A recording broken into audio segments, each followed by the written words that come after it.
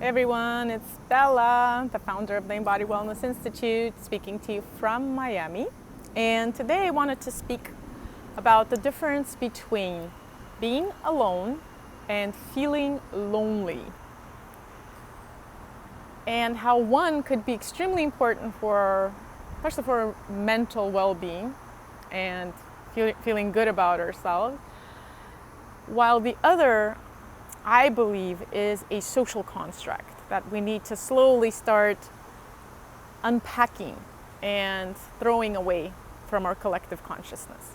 So on Sunday, it was my birthday, a big birthday. And so according to the Armenian tradition, I was not supposed to celebrate it. And at first I was like, screw that. I'm going to celebrate big time because it's been 2 years of a pandemic.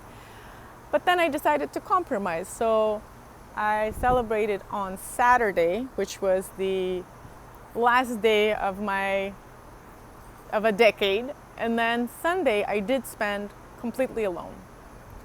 And I wanted to really deconstruct this whole aspect of, it's almost like we can only feel loved and cherished and enjoy ourselves if we're surrounded by others. If we see the reflection of our worth in others. And you don't really notice how much of this self-worth we hold in other people's opinions and presence until you take that away and you're like, whoa, I'm all alone and I need to feel good and I need to feel comfortable. And I already do this a lot, but it was a different, it's a next level because it was for my birthday. So, from having a partner and always demanding, not, verbally necessarily, but, expecting him to show the love of appreciation. That's how we see our self-worth in our closest people. And if they don't give it to us, we get lost. If you don't have a partner, you're dating, you start doing the same thing with, do I have enough people who are, who I'm matching with on the apps? And are people calling me, or, are they ignoring me? And then you start, judging your self-worth according to that. Then it has to do with our professional work as well. We judge ourselves by how much money we make, right? Am I worthy to be a member of this society? We judge that by how much money we make or how serious or prestigious our position is. And the list goes on. And when you start stripping these layers off, you realize that you have just given away all of your powers, and all of that is within you. It's up to you to feel loved. It's up to you to feel cherished. It's up to you to have intense feelings of pleasure and enjoyment. And it's up to you to feel worthy, and contributing to the society doesn't have to be measured by how much money you make. So being alone teaches you that. And that's the key aspect of well-being that I think is really widely forgotten. And even though I teach pleasurable wellness, so being alone doesn't seem to be compatible with that, I will tell you the complete opposite. For you to feel pleasure and enjoyment and really, have it all and enjoy it all, you first need to learn to be alone and derive that pleasure from yourself. Because the most important thing is to feel your potential and the ownership you have of your own health and well-being, and how powerful what you have is. I encourage you to seek those moments without any distractions, like not even a guided meditation. Just sit there and being who you are.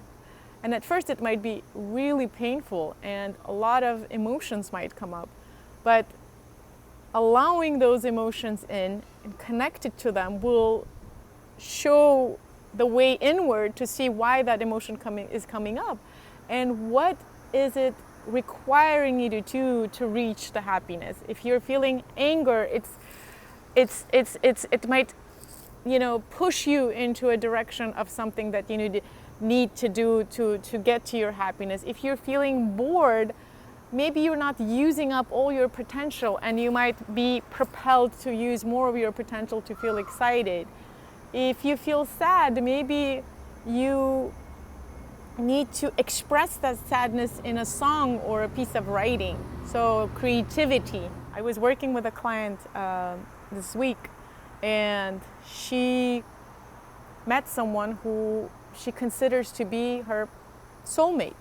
And they met recently, and you know how guys are sometimes. They get freaked out by certain emotions, and so the person wasn't responding immediately or disappeared. And so my client started feeling really sad and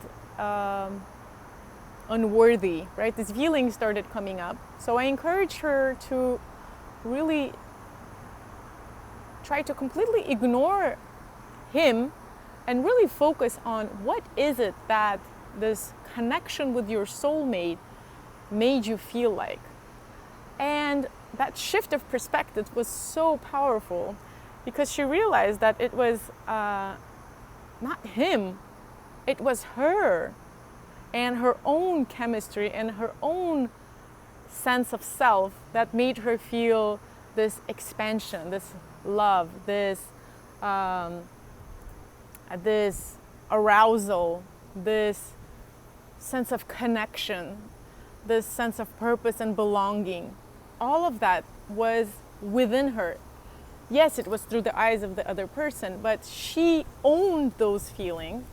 And when she took ownership of those feelings again, despite the fact that the guy wasn't calling her, all of a sudden she took that happiness back. When she did that, overnight, the perspective completely shifted, and she wrote or recorded her first song in a while and sent it, to promote the work that she's doing. She really felt happy and content with herself, and she really regained that sense of self-worth. And guess what? The guy reappeared, and she realized that when she was in that sense of lack, and it was him she needed to reassure her of her, worthiness to be loved and belonging, she was needy, and that energy was actually repulsing him. Not only was she giving away her power, so she was feeling depleted, but she was also pushing away the other person, because he was feeling that neediness. When she regained that power back, not only was she able to create, she doesn't need the person anymore. It's nice if he's there, but she doesn't need him. She feels that self-worth first, and then that attracts the other person back. And this is true for anything. This is not just about relationship. This is true about the job that you're looking for. You have to feel the self-worth before someone will offer you the $200,000 job or that project that you've been waiting for. So how do you create that vibration inside of you without anything external?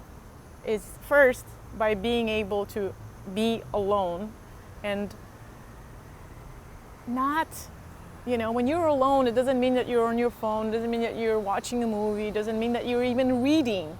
Like, completely alone means you are all one. The word alone comes from the word all one.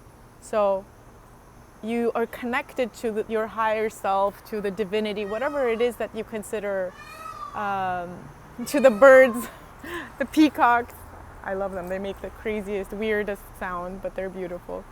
So you feel connected to it all. I highly suggest spending this time alone in nature. I ended up going to the nude beach, and I felt intensely this connection to everyone and everything in nature, and it was just, I didn't need anyone to talk to make me feel important or entertained. I was feeling well by myself. And yes, obviously it's a bonus and it's a beautiful connection when you are exchanging with other people. But that self-worth and that I do want to say the sense of arousal, because it's like you don't need the other person to arouse you. You can really feel excited and passionate about life. You own that feeling because it does come from within you. It doesn't come from the other person. The other person might spark it, but it does come from within you. And when you can really connect to that, wow, what a powerful moment that will be, when you will feel like you don't need anything or anyone to be happy, to be healthy, to be well. It's all within you.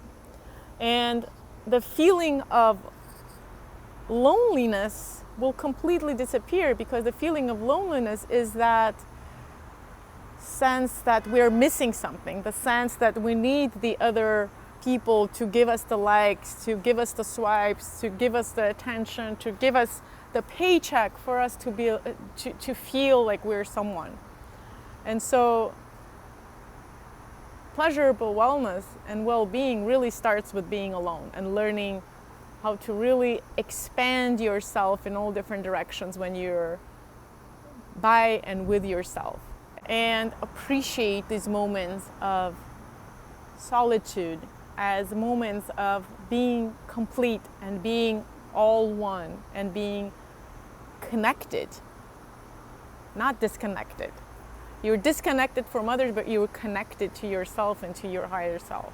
And that's where all the magic happens. So if you need help doing that, I'm here to support you through this process. Let's discover pleasurable wellness together by learning how to be alone. Thanks for listening and have a great day.